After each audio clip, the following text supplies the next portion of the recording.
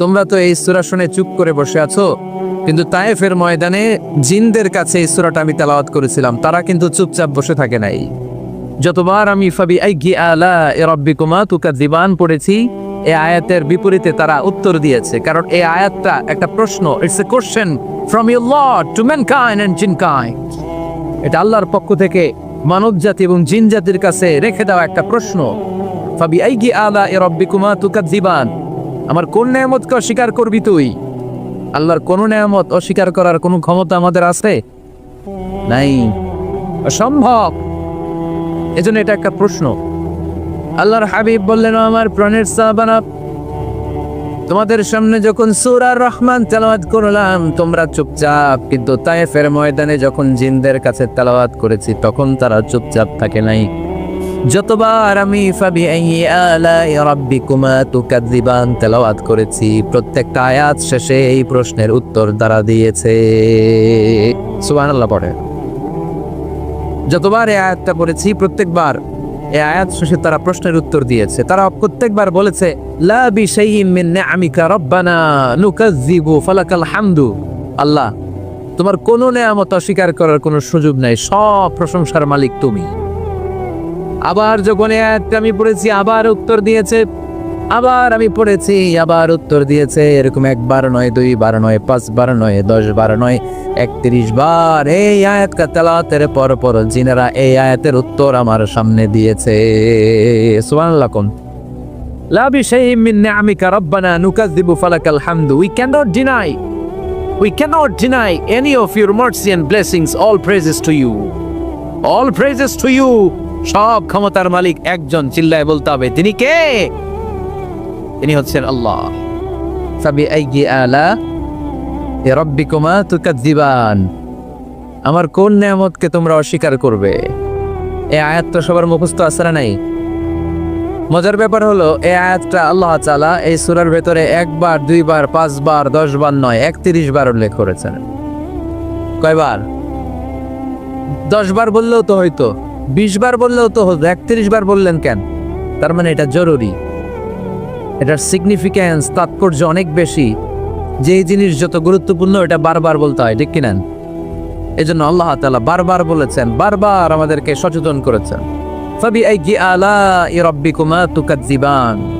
আল্লাহ বলেছেন, এই মানব জাতি আর জিন জাতি, আমার কোন নেয়ামতকে তুই অস্বীকার করবি? বল, কোন নেয়ামতকে অস্বীকার করবে? বলেন, আল্লাহর কোন নেয়ামতকে অস্বীকার করার কোন সুযোগ আছে?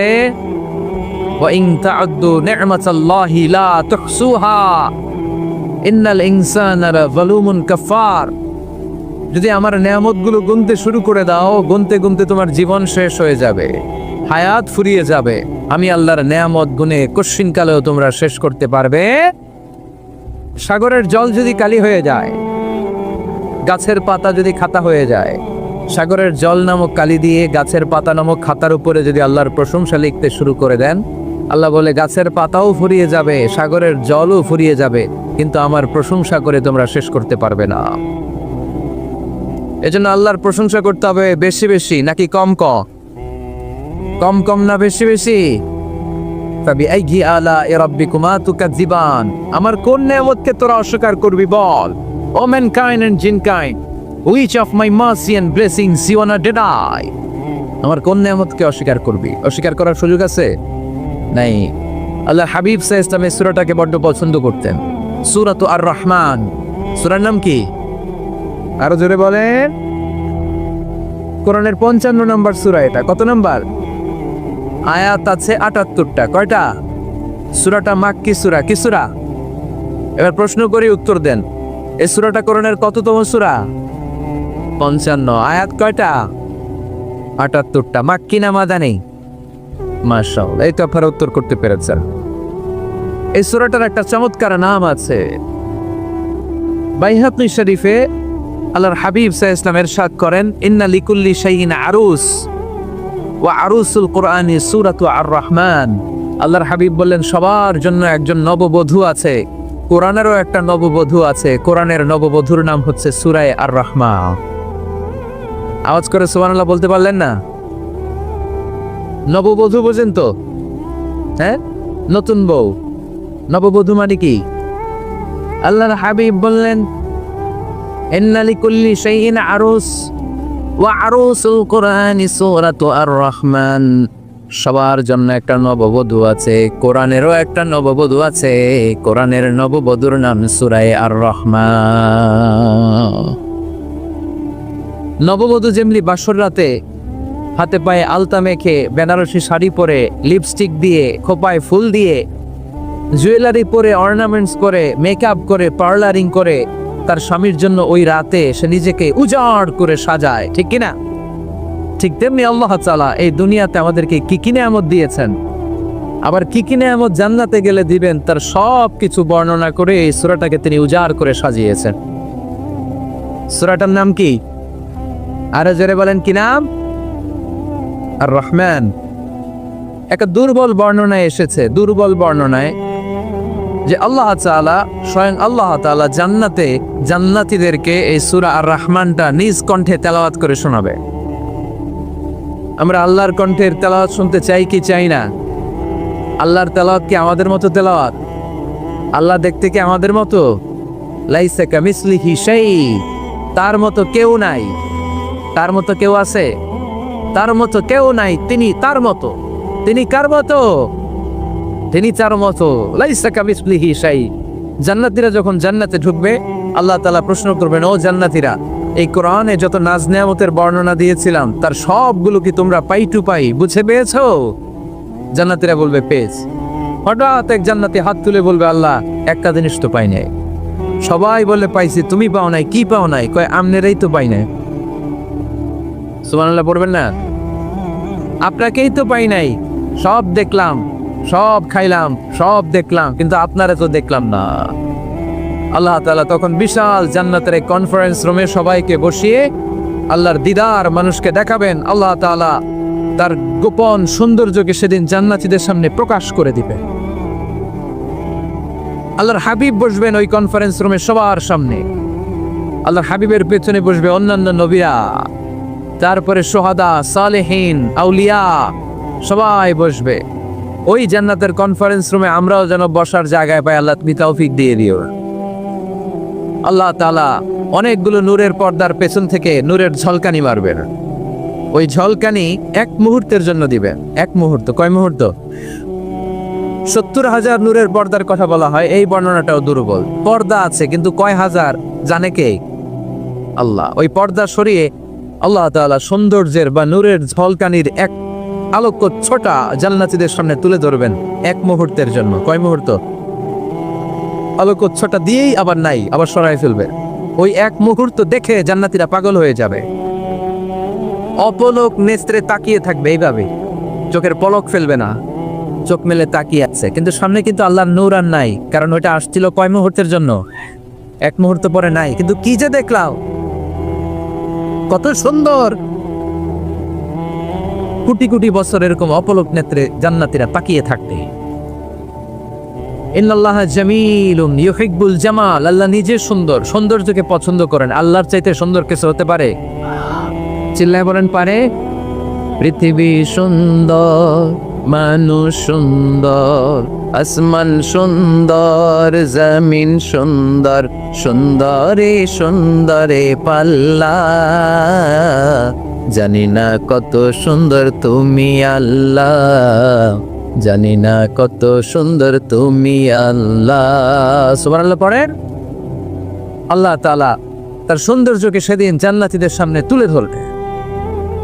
এই সূরাটা নাজিলের একটা ব্যাকগ্রাউন্ড আছে। আল্লাহর হাবিব সাল্লাল্লাহু আলাইহি সাল্লাম মক্কার জমিনে কাফিরদেরকে দাওয়াত দিতে লাগলেন, আল্লাহর ইবাদত করো, আল্লাহর জিকির করো, আল্লাহর প্রশংসা করো। এরকম দাওয়াত দিতে দিতে কিছুদিন পরে বিষ্ণু সাল্লাল্লাহু আলাইহি সাল্লাম বলতে শুরু করলেন, রহমানের ইবাদত করো, রহমানের জিকির করো, রহমানের পায়ে সেজদায় লুটিয়ে পড়ো। তখন কাফেররা প্রশ্ন শুরু করে দিল, মুহাম্মদ, এতদিন বলতা আল্লাহ, এখন কইতেছ রহমানের কথা, আসলে কোনটা? আল্লাহরে তো আমরা চিনি, রহমানরে তো আমরা চিনি না। আল্লাহর দাওয়াত দিচ্ছ, আল্লাহর গুণগান গাইছো, আল্লাহকে আমরা চিনি জানি, কিন্তু রহমানটা আবার কে? সে আবার কবে আসলো, কোত্থেকে আসলো, কবে থেকে আছে, কতদিন থাকবে? রহমানরে তো আমরা চিনি না। না, ওরা রহমান চিনে না। এজন্য আল্লাহ তাআলা রহমানকে চিনায় দেওয়ার জন্য আর রহমান নামে একটা সূরা নাজিল করে দিলেন। وَإِذَا قِيلَ لَهُمُ اسْجُدُوا لِلرَّحْمَنِ قَالُوا وَمَا الرَّحْمَنُ যখন তাদেরকে বিশ্বনবী বললেন রহমানের পায়ে সিজদা দাও, রহমানের জন্য সিজদায় লুটিয়ে পড়ো, ক্বালু আমার রহমান, তারা বলল রহমানটা আবার কে? রহমান কে? আল্লাহ চিনি, রহমানরে তো চিনি না। এখন রহমানকে এটা চিনানোর দরকার আছে না নাই? রহমানকে এটা চিনানোর জন্য আল্লাহ তাআলা আর রহমান নামে কোরআনে একটা সূরা নাজিল করলেন। চিল্লায়ে পড়েন আল্লাহু আকবার।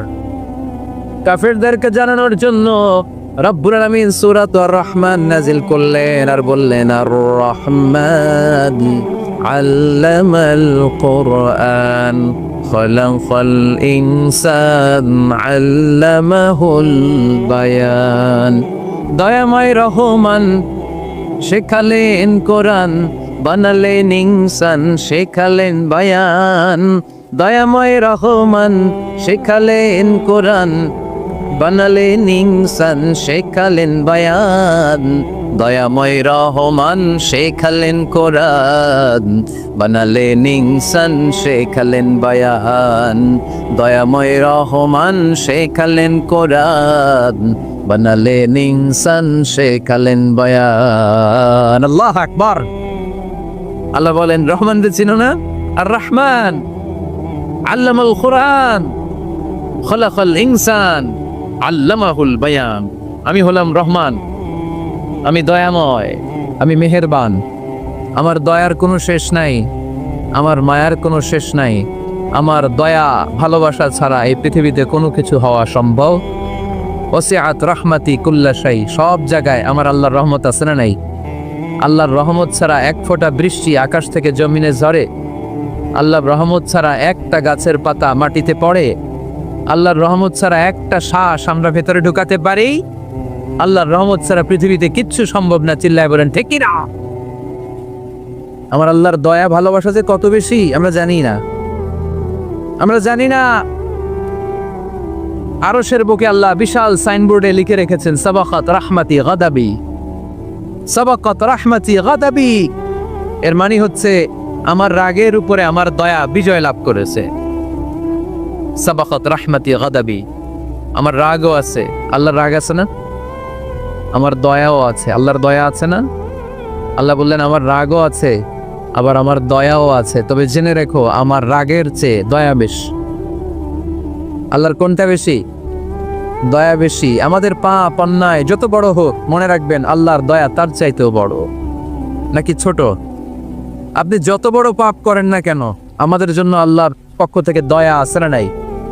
বনি ইসরাইলের এক লোক সিরিয়াল কিলার ছিল, খালি মার্ডার করতো, সিরিয়াল মার্ডার। একটা, দুইটা, তিনটা, 10টা, 5টা করতে করতে করতে করতে 99টা মার্ডার করছে। কয়টা? এলাকায় আছে না কিরকম কেউ? 99টা মার্ডার। কল্পনা করা যায়? 99 জন মানুষকে সে নিজ হাতে হত্যা করেছে। 99 মার্ডার করার পরে তার মনে ভয় আসলো, হায়রে না জানি আল্লাহ আমার সাথে কেমন আচরণ করে আখিরাতে। আমার তওবা আছে কিনা কপালে জানি না, আমার তো ক্ষমা নাই, কি করব আমি? তো সে লোকজনদেরকে জিজ্ঞেস করলো আমার ক্ষমা আছে কিনা, এটা কে বলতে পারবে? আমাকে আল্লাহ মাফ করবে কিনা? তারা সবাই বললো এই এলাকায় এক আল্লাহর ওলি আছে, তার কাছে যাও। সে আল্লাহর ওলির কাছে যেয়ে বলে, ও আল্লাহর ওলি, আমি 99টা হত্যা করেছি, 99টা মার্ডার, আমার কপালে ক্ষমা আছে কিনা তুমি একটু বলো। আল্লাহর ওলি কই, কি বললা? 99টা মার্ডার? হায় হায় সর্বনাশ, তোর কোনো ক্ষমা নাই। এবার যে মার্ডার করছো কয় আমার যেহেতু ক্ষমা নাই, তোরে বাঁচায় রেখে লাভ কি, তোরেও দিলাম শেষ করে। এবার সেঞ্চুরি করে ফেলাইস। কথা বুঝতেছেন? আমার যেহেতু ক্ষমা নাই, তো তোরে বাঁচায় রেখে কি লাভ, তোরেও শেষ করে দিলাম।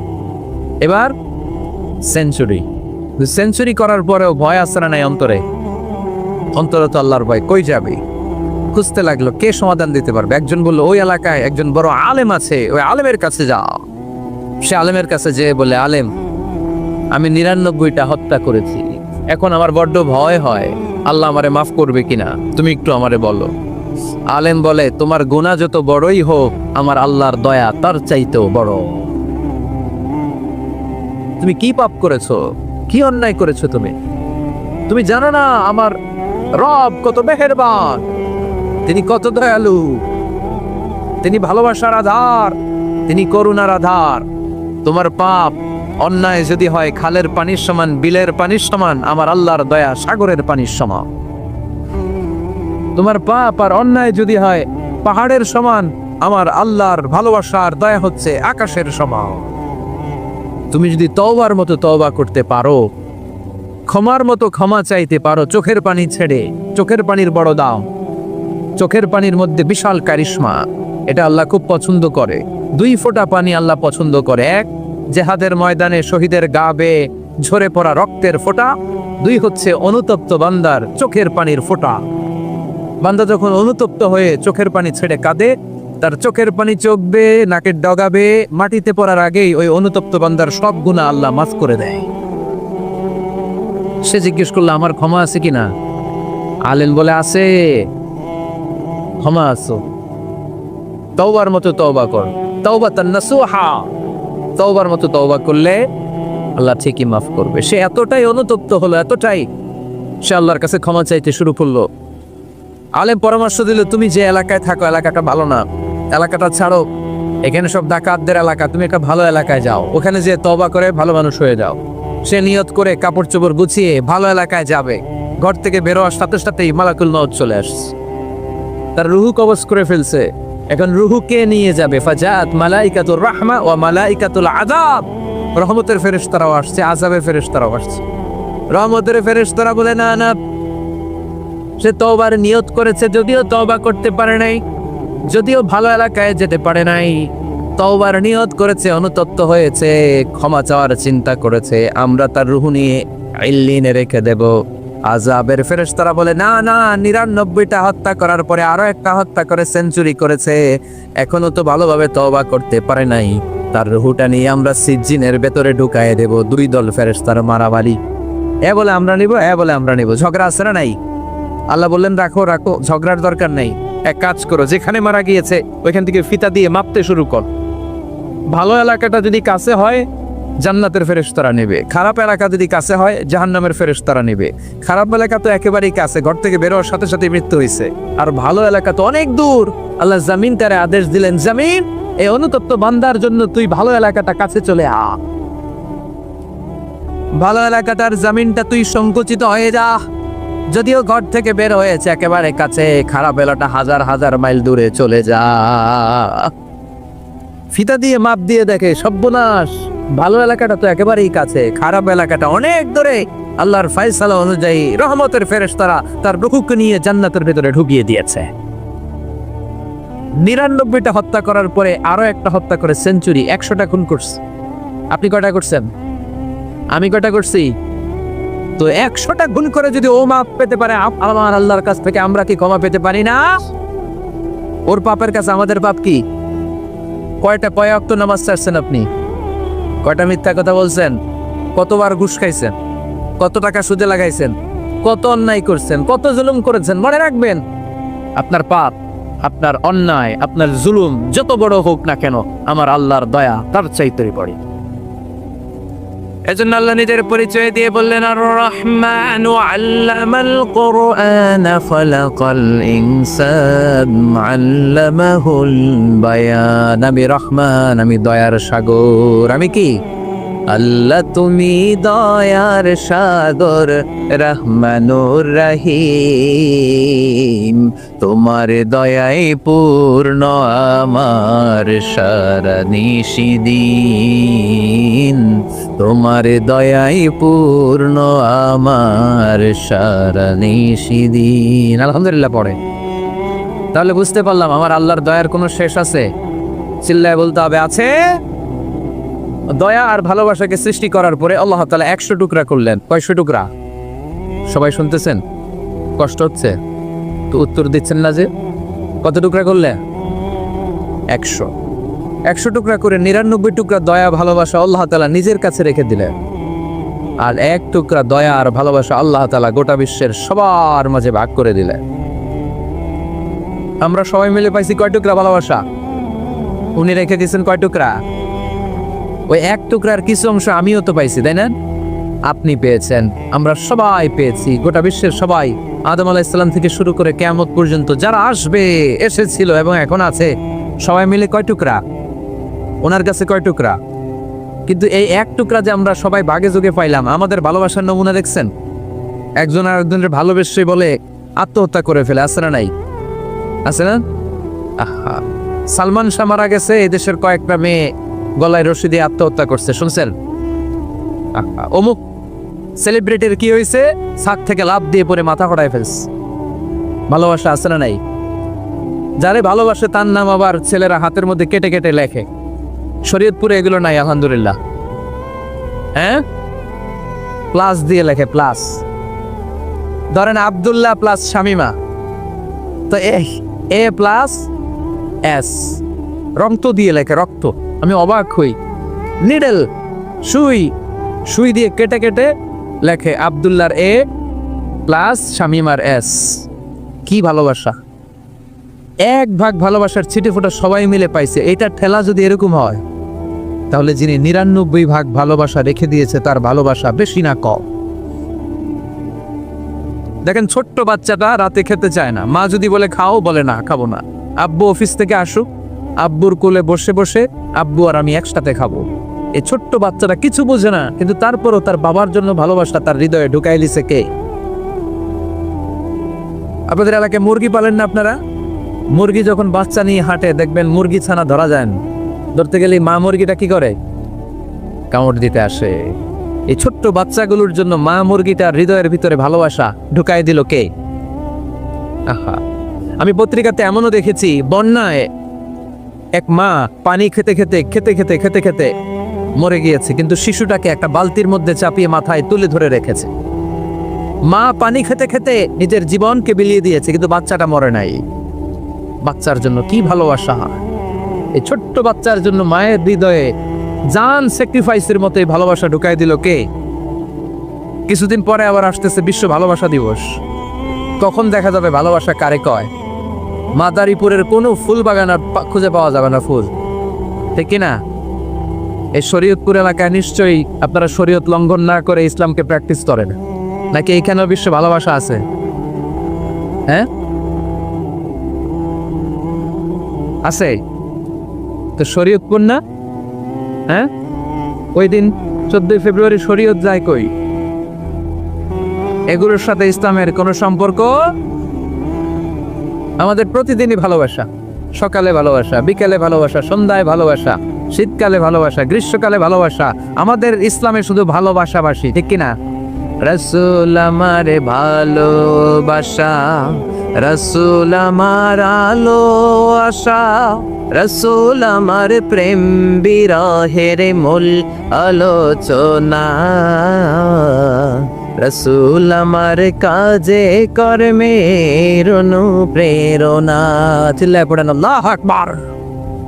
আমাদের ভালোবাসার কোনো কমতি আছে? 24 ঘন্টা আমাদের ভালোবাসা আছে না নাই? 365 দিন আমাদের ভালোবাসা আছে না নাই? এই জন্য আলাদা করে আমাদের কোনো দিন লাগে না বিশ্ব ভালোবাসা দিবস দরকার হয় না। যারা মাকে দেখতে পারে না, বাবারে দেখতে পারে না, এরা একদিনের জন্য মা বাবাকে উইশ করতে যায়, আর নাম দিছে বিশ্ব মা দিবস, বিশ্ব বাবা দিবস। কিছুদিন আগে দেখলাম বিশ্ব ডিম দিবস। কি দিবস? আমি কি মিথ্যা বললাম? ছিল একটা বিশ্ব ডিম দিবস। কিছুদিন পরে বানাবে বিশ্ব বাঁশ দিবস, যে যারে বাঁশ দিতে পারে। এরপর একটা বানাইছে শুনলাম বিশ্ব চিন্তা দিবস। তো এটা কি দিবস? কয় এদিন আমরা সবাই মিলে চিন্তা করি যে আসলে আমাদের কি চিন্তা করা দরকার, আসলে নাই? তো এই যে ওরা বিশ্ব মা দিবস, international mother day, international father day, মা দিবস, বাবা দিবস বছরে একবার ওল্ড হোমে রেখে আসে, বৃদ্ধাশ্রমে। যেহেতু সারা বছর বৃদ্ধাশ্রমে, বছরে একদিনও যদি মারে স্মরণ না করি কেমন হয়? তো একদিন ওই মা দিবসে মারে একটা কার্ড দিয়ে উইশ করে আসে, কিছু টাকা দিয়ে আসে। ওদের তো মা বাবার প্রতি দয়া নাই, শ্রদ্ধা নাই, ভালোবাসা নাই, এজন্য ঘটা করে ওদের দিবস পালন করা লাগে। আমাদের 24 ঘন্টা 365 দিনই ভালোবাসা, তাই এই দিবস ফিবসের আমাদের দরকার নাই। চিল্লায় বলেন ঠিক কিনা? জন্মের পর থেকেই তো আমাদের ভালোবাসা, মৃত্যু পর্যন্ত ভালোবাসা, আমৃত্যু ভালোবাসা। এই জন্য বিশ্ব ভালোবাসা দিবস, এটা ইসলাম কখনো সাপোর্ট করে না। ভালোবাসার কেন্দ্রবিন্দু একজন, চিল্লায় বলতে হবে তিনি কে? 100 টুকরা করে আমাদেরকে দিয়েছেন কয় টুকরা? উনি রেখেছেন কয় টুকরা? দেখেন, এক টুকরার ঠেলায় বিশ্ব ভালোবাসা দিবস আমরা পালন করি।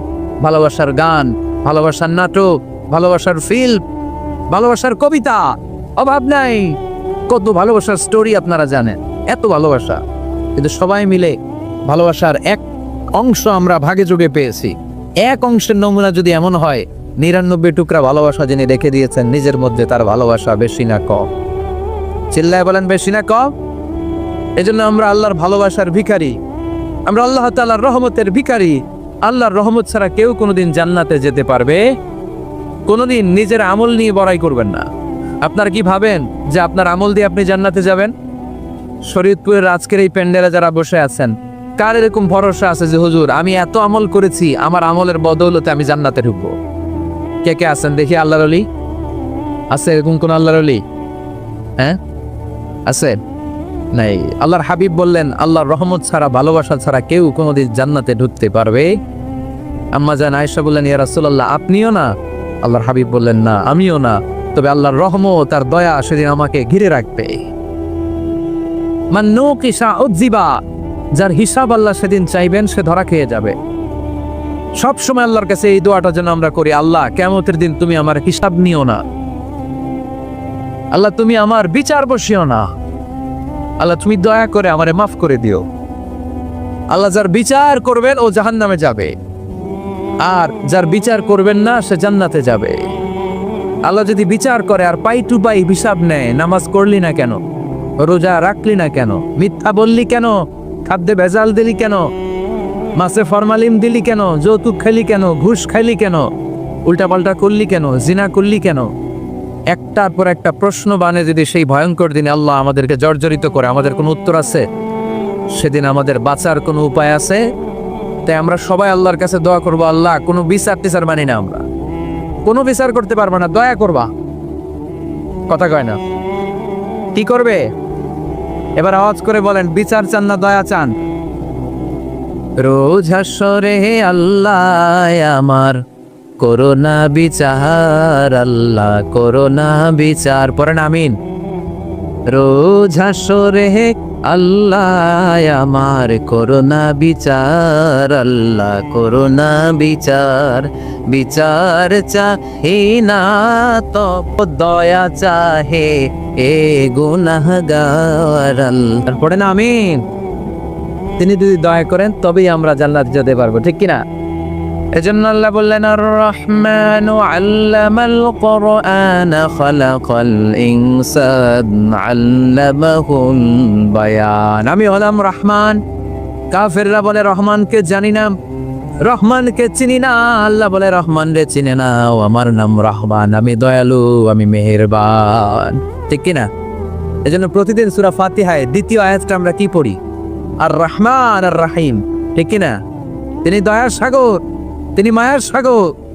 আমরা বললাম, আল্লাহ ঠিক আছে আমরা বুঝেছি আপনি দয়ার সাগর, আর আপনি কি করেন? দ্বিতীয় আয়াতে আল্লাহ বললেন, আল্লামাল কোরআন, আমি কোরআন শিক্ষা দেই। শুধু দয়ার সাগর হয়ে আমি আল্লাহ বসে থাকি নাই, তোমাদের হেদায়েতের জন্য আমি কোরআন নাজিল করে দিয়েছি। আল্লামাল কোরআন, আমি কোরআন শিক্ষা দেই। আমাদেরকে কোরআন শিখিয়েছে কে? বিশ্বনবীকে কোরআন শিখিয়েছে কে? আল্লাহ। এজন্য দুনিয়াতেও যারা কোরআন শিখায় তাদের মর্যাদা বাড়ায় দেয় কে? বাংলার জমিনে যারা কোরআন শরীফ শিখায় এদের মর্যাদা সবচেয়ে কম, এদের বেতন সবচেয়ে কম, এরা সমাজে সবচেয়ে বেশি অবহেলিত, ঠিকই না? আল্লাহর কাছে এরা সবচেয়ে বেশি সম্মানিত। আল্লাহর হাবিব বললেন, খায়রুকুম মান তাআল্লামাল কুরআন ওয়া আল্লামাহু, তোমাদের মধ্যে আল্লাহ তাআলার কাছে সবচেয়ে প্রিয় শ্রেষ্ঠ ওই মানুষটা যে নিজে কোরআন পড়ে আবার অন্যরে পড়ায় দেয়। সুবহানাল্লাহ পড়ে। আপনি যদি কাউরে শুধু সূরা ফাতিহাটা শিখান, কোন সূরা? সূরা ফাতিহাটা যদি শিখায় দেন, সে যতদিন সূরা ফাতিহা তেলাওয়াত করবে ওই তার তেলাওয়াতের একটা পার্সেন্টেজ সওয়াব আপনার আমলনামায় আছে না নাই? সে যদি আবার আরেকজনের শিখায়, ওই লোক যদি আবার আরেকজনের শিখায় দেয়, এরকম যতজনকে তারা শিখাবে প্রত্যেকের তেলাওয়াতের একটা পার্সেন্টেজ সওয়াব আপনার আমলনামায় ঢুকায় দিবে কে? এজন্য কোরআন নিজেও শিখবো, অন্যকেও শেখাবো। রাজি আছেন তো? আপনাদের এখানে মসজিদে কোরআন শিক্ষার আসর আছে নাকি? হ্যাঁ, এই যে বাড়ির পাশে যে একটা মসজিদ দেখলাম, কোরআন শিখায়। কিবার শিখায়? প্রতিদিন কে শিখায়? ইমাম সাহেব বেতন টেতন দেন তো? কত দেন মাসে? 5,000।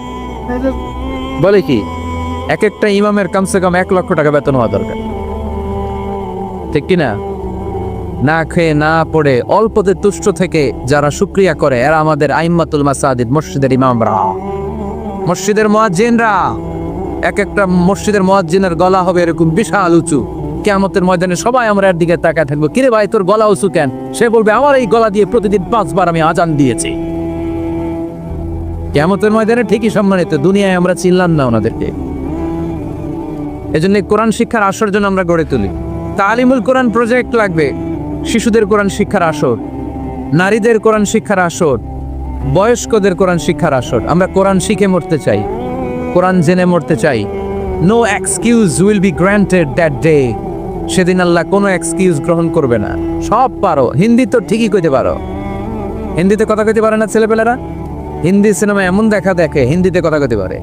তো হিন্দি ভাষা বুঝতে পারলে, শিখতে পারলে আরবি পারলা না কেন? কোনো এক্সকিউজ, ওজোর, আপত্তি সেদিন আল্লাহ গ্রহণ করবে না।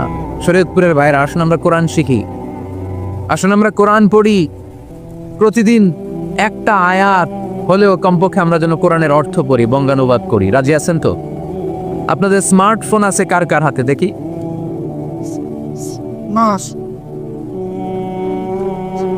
আপনারা কি অ্যানালগ? স্মার্ট আপনি? মাশাআল্লাহ। তোমরাও কি স্মার্ট? হ্যাঁ, ঠিক আছে, হাত নামাও, হাত নামান সবাই। তো এই যে স্মার্টফোন আসছে স্মার্ট বানাইতে, যেই ফোনের মধ্যে কোরআন নাই সে আনস্মার্ট, ঠিক কিনা? যার মোবাইলের ভেতরে কোরআনের অ্যাপস আছে, ডাউনলোড করে অ্যাপস রেখেছে, সেই হচ্ছে আসল smart. He is the real hero, he is the real smart. এজন্য মোবাইলের অ্যাপসের ভেতরে কোরআন ঢুকাইতে হবে।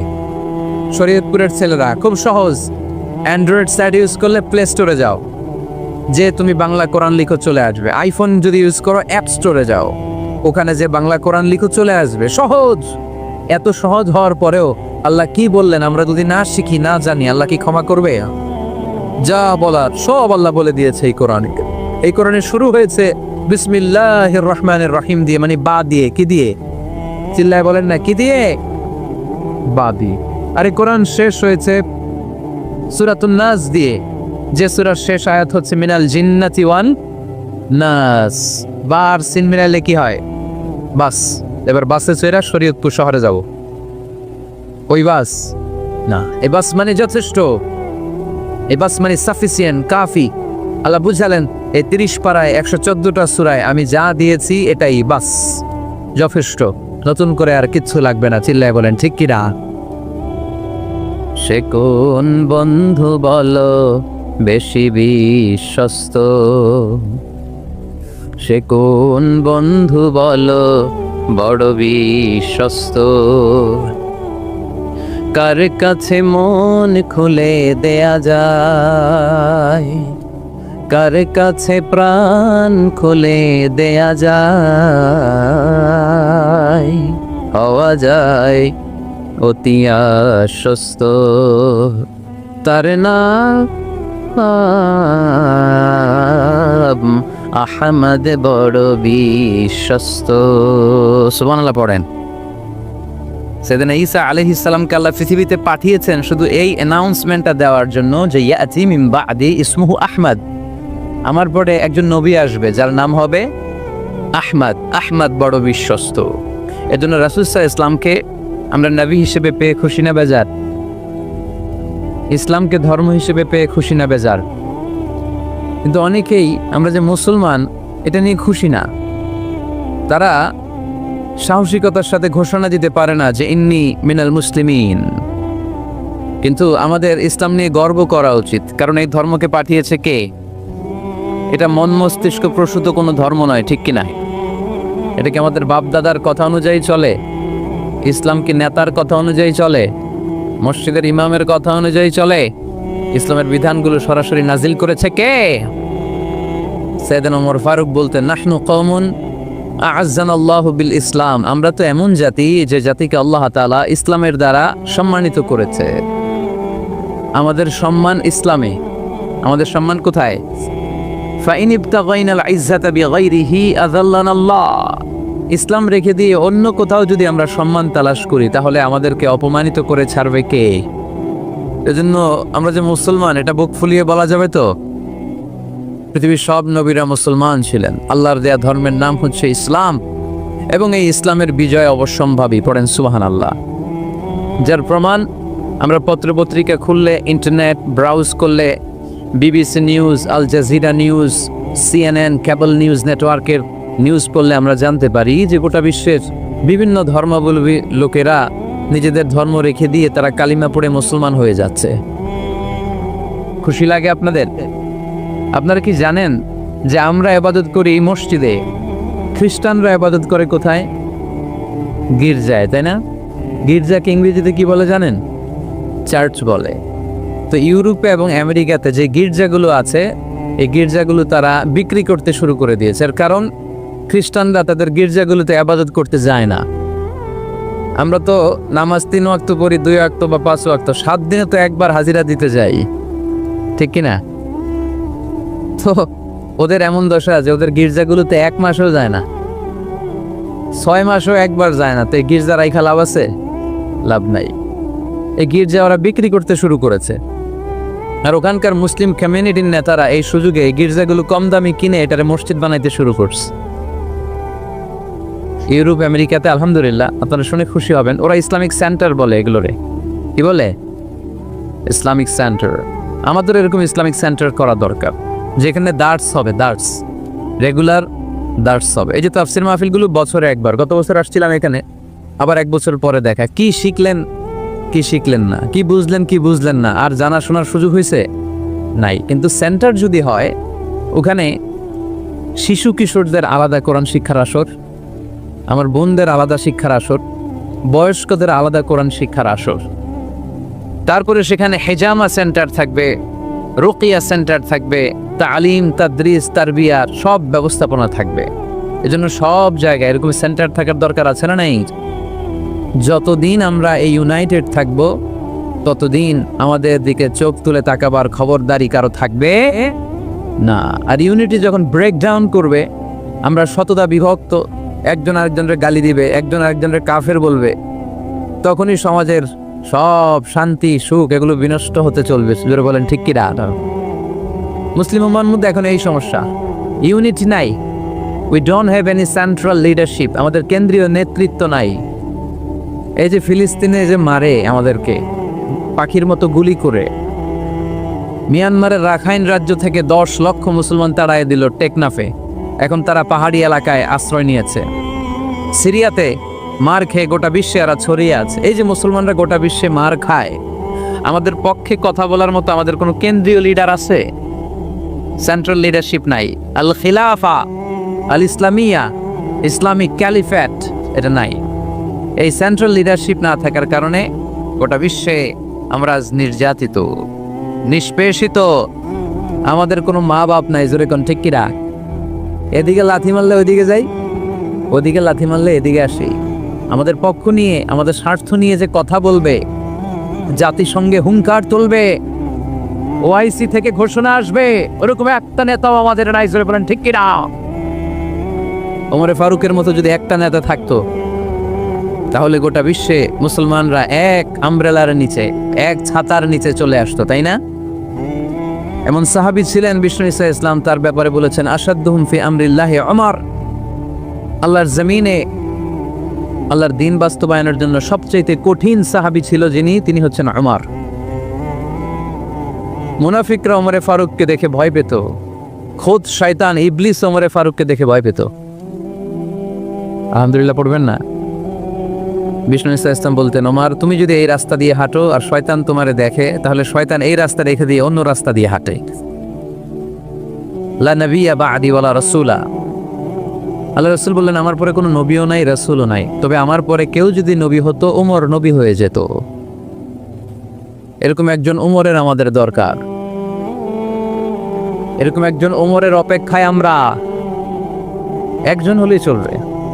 কয়জন লাগবে? যুগ জামানা পাল্টে দিতে চাই না অনেকজন, এক মানুষই আনতে পারে জাতির জাগরণ। এক মানুষই বিপদকালে বাঁচায় কাফেলায়, ক্ষুদ্র ডিঙ্গি বাঁচায় জাহাজ অসীম দরিয়ায়। কয়জন আমার দরকার? আমরা সেই উমরের জন্য অপেক্ষা করছি, যার নেতৃত্বে, যেই আল ইমাম আল মাহদি, যার নেতৃত্বে গোটা বিশ্বে শান্তি, সভ্যতা, ভদ্রতা আবার প্রতিষ্ঠিত হবে। এক ছাতার নিতে মুসলমানেরা থাকবে, কেউ কারো ব্যাপারে হৃদয়ে কোনো বিদ্বেষ রাখবে, ঘৃণা রাখবে, কেউ কাউকে গালি দিবে না। এই সুসম্পর্ক, এই ঐক্যের জন্যই ইসলাম। একসাথে উদখুলু ফিস সিলমি কাফা, পরিপূর্ণভাবে সবাই মিলে ইসলামের রশিকে আঁকড়ে ধরো, তাহলেই বরকত দিবে কে? ওমরে ফারুক বলতেন, নাহনু কওমুন আ'আজ্জানাল্লাহু বিল ইসলাম, আমরা তো এমন জাতি যে জাতিকে আল্লাহ তাআলা ইসলাম দিয়ে সম্মানিত করেছে। আমাদের সম্মান ইসলামে, এখন ইসলাম রেখে দিয়ে অন্য জায়গায় সম্মান খুঁজি, এজন্যই লাথি খাই, এজন্যই অপমানিত, এজন্যই নেতৃত্ব শূন্য। জোরে বলেন ঠিক কিনা? গোড়ার দিকে যদি না যাই, মূলের দিকে যদি ফিরে না আসে, আমাদেরকে গালি দেয় মৌলবাদ। মৌলবাদ মানে হচ্ছে যে মূলের দিকে ফিরে আসে, return back to the root. শিখর থেকে, শেকড় থেকে শিখরে, শিখরে যেতে হলে আগে শেকড়ে যেতে হবে। জোরে বলেন ঠিক কিনা? এজন্য ঐক্যের কোনো বিকল্প নাই। আমি আমার আলোচনা